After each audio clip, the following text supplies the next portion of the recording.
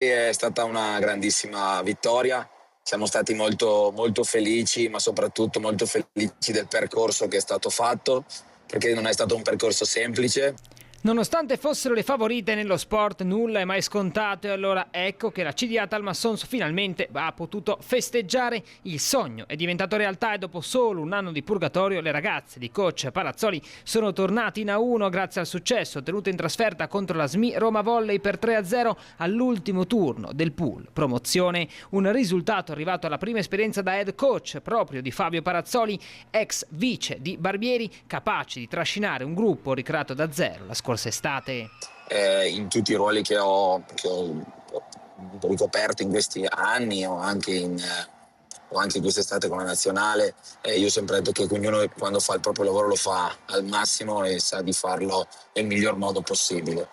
Quindi come gli altri traguardi li ho sentiti miei, tanto lo sento questo, ma non per il merito di averlo raggiunto, ma di aver fatto parte di un gruppo che ha raggiunto questo risultato.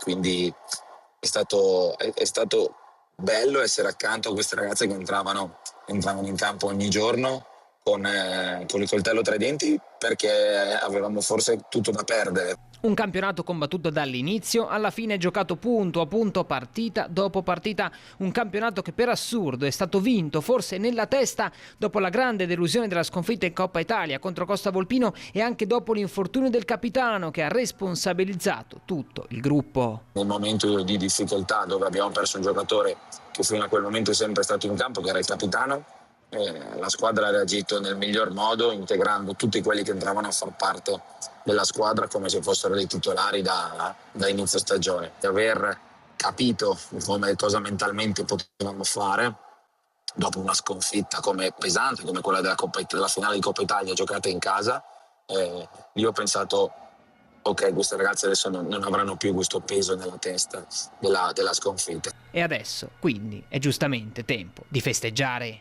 Siamo stati tra di noi con una cena e poi con le ragazze che giustamente sono molto giovani ed hanno voluto festeggiare nel modo migliore. Quindi adesso stiamo ancora rientrando, le ragazze sono già rientrate perché rientravano in treno e adesso programmeremo i giusti festeggiamenti di questi giorni, perché come ho detto è giusto godere di questi grandi traguardi che si raggiungono.